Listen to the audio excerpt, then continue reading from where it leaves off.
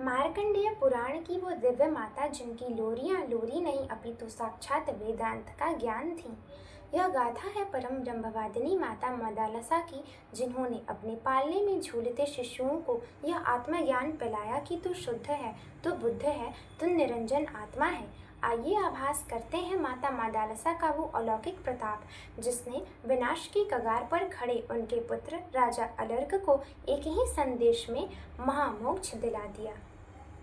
प्राचीन काल में राजा शत्रुजीत के पुत्र ऋतध्वज, जिन्हें कुवलयाश्व भी कहा जाता था, एक पराक्रमी राजकुमार थे। वे भगवान सूर्य द्वारा प्राप्त एक दिव्य अश्व कुवलय पर सवार होकर महर्षि गालव और अन्य ऋषियों की राक्षसों से रक्षा करते थे। राक्षस पाताल केतु का वध करने के प्रयास में ऋतध्वज पाताल लोक पहुंचे। वहां उनकी भेंट गंधर्व राज विश्वावसु की अत्यंत सुंदर और ज्ञानी पुत्री मदालसा जी से हुई, जिसे पाताल केतु ने बंदी बना रखा था। ऋतध्वज ने दैत्यों का संहार कर मदालसा का उद्धार किया और दोनों का विवाह हुआ। विवाह के पश्चात ऋतध्वज अपनी राजधानी लौटे और कालांतर में अपने पिता के बाद सिंहासन पर विराजमान हुए। माता मदालसा केवल राजमहिषी ही नहीं अपितु परम तत्वज्ञानी और ब्रह्म विद्या की ज्ञाता भी थी। समय बीतने पर उन्होंने प्रथम पुत्र को जन्म दिया। राजा ऋतध्वज ने उनका नाम विक्रांत रखा। बालक जब रोता तो जो माता मदालसा थी, उसे साधारण लोरियां सुनाने के स्थान पर उसे ब्रह्म ज्ञान का उपदेश देते हुए कहती थी, हे पुत्र, तुम शुद्ध आत्मा हो, बुद्ध हो, निरंजन हो और इस संसार की माया से पूरी तरह परे हो। मदालसा अपने बालकों को बचपन से ही यह संस्कार देती थी कि वे यह पंचभूतों से बना शरीर नहीं है, बल्कि अजर अमर आत्मा है। परिणाम यह हुआ कि बालक विक्रांत बड़ा होकर गृहस्थ जीवन में फंसने के बजाय राजपाट त्याग कर संन्यास मार्ग पर निकल पड़ा। इसके बाद माता मदालसा ने दूसरे पुत्र को जन्म दिया, जिनका नाम राजा ने सुबाहु रखा। तीसरे पुत्र का नाम राजा ने शत्रुमर्दन रखा। मदालसा ने इन दोनों बालकों को भी बचपन में पालने में झुलाते हुए केवल आत्मज्ञान और तत्व ज्ञान का उपदेश दिया करती थी। इसका परिणाम यह हुआ कि वे दोनों पुत्र जब बड़े हुए तो वे भी संसार से विरक्त होकर मोक्ष के मार्ग पर चल पड़े। जब माता मदालसा के चौथे पुत्र का जन्म हुआ तो राजा ऋतध्वज चिंतित हो गए। राजा ने मदालसा से कहा, देवी, इस बार पुत्र का नामकरण तुम ही करो। मदालसा माता ने मुस्कुराते हुए बालक का नाम अलर्क, जिसका अर्थ पागल कुत्ता या अर्थहीन शब्द होता है, नाम रखते ही मदालसा जी स्वयं में ही हंसने लगी। राजा ऋतध्वज ने चकित होकर पूछा, हे देवी, तुमने इतना निरर्थक नाम क्यों रखा और नाम रखकर तुम स्वयं ही क्यों हंस रही हो? मदालसा जी ने हंसते हुए उत्तर दिया, हे राजन, यह हंसी मुझे इस संसार के भ्रम पर आई है।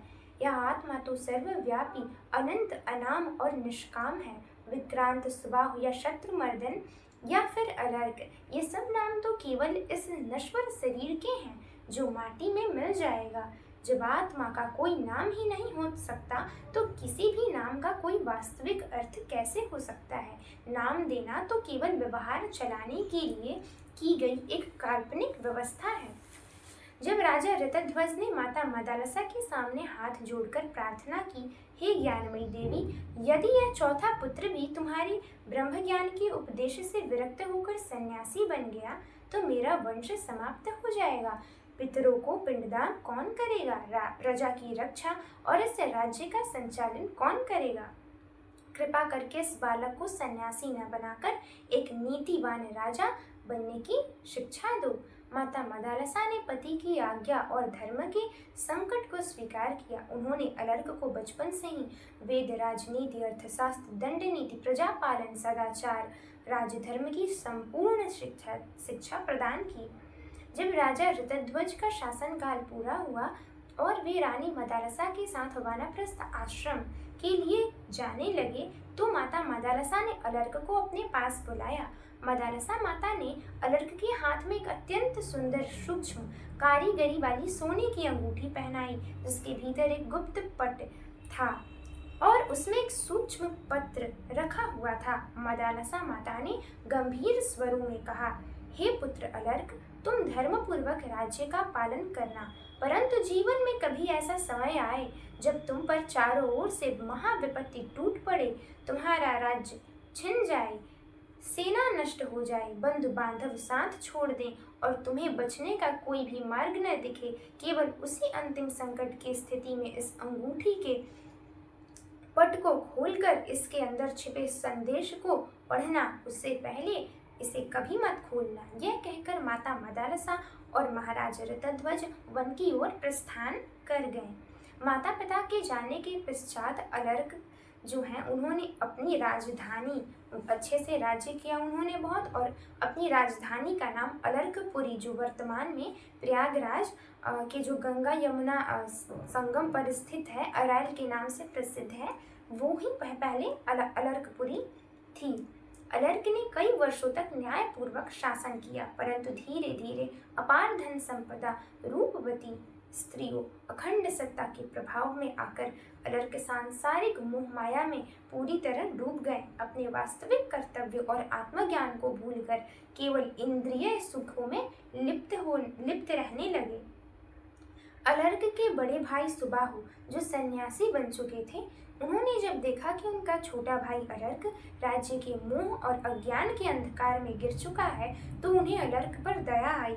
सुबाहु जानते थे कि जब तक अलर्क पर कोई बड़ा आघात नहीं होगा, उसका मोह भंग भी नहीं होगा। इसीलिए सुबाहु ने अलर्क का उद्धार करने के उद्देश्य से काशीराज, जो काशी के राजा थे उस समय, उनसे हाथ मिलाया। काशीराज की विशाल सेना के साथ मिलकर सुबाहु ने अलर्कपुरी पर चारों तरफ से चढ़ाई कर दी।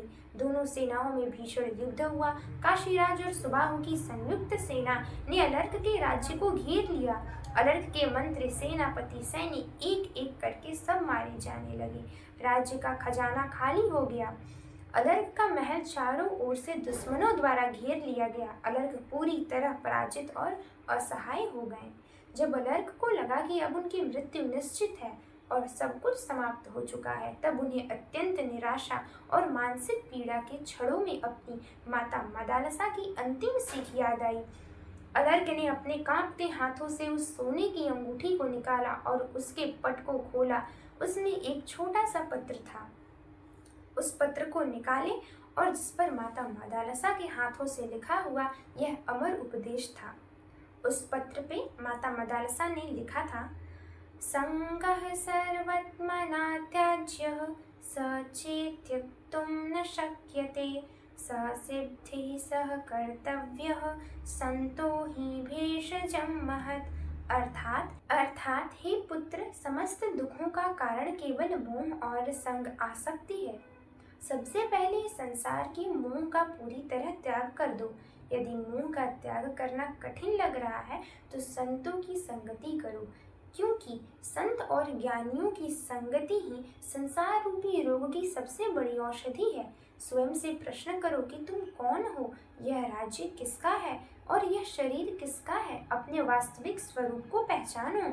माता के इन दिव्य शब्दों को पढ़ते ही अलर्क के अंतःकरण में ज्ञान का सूर्य उदित हो गया। उनका वर्षों पुराना अज्ञान, मोह, भय और राज्य का अहंकार एक क्षण में भस्म हो गया।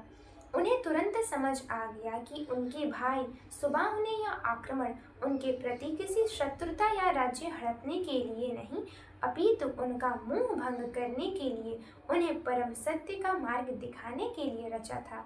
अलर्क तुरंत अपने अस्त्र शस्त्र त्याग कर महल से बाहर निकले। वे सीधे भगवान दत्तात्रेय की गुफा में पहुंचे और उनके चरणों में गिरकर आत्मज्ञान प्राप्त किया। जब अलर्क पूर्ण ज्ञानी होकर लौटे तो उन्होंने हंसते हुए अपना राज्य अपने भाई सुबाहु और काशीराज को सौंप दिया। यह देखकर सुबाहु अति प्रसन्न हुए और बोले, हे अलर्क, मुझे राज्य नहीं चाहिए था, मैं तो केवल तुम्हें इस मोह रूपी नरक से निकालना चाहता था। इसके बाद सुबाहु पुनः तपस्या के लिए चले गए। अलर्क ने इसके बाद अनासक्त अर्थात बिना किसी मोह के होकर केवल एक निमिष मात्र कर्तव्य रूप में प्रजा का पालन किया और अंत में परम पद अर्थात मोक्ष को प्राप्त हुए। यह थी रानी मदालसा की महिमा, जिन्होंने अपने पुत्रों को केवल जन्म ही नहीं दिया अपितु उनका सर्वस्व उद्धार कर दिया।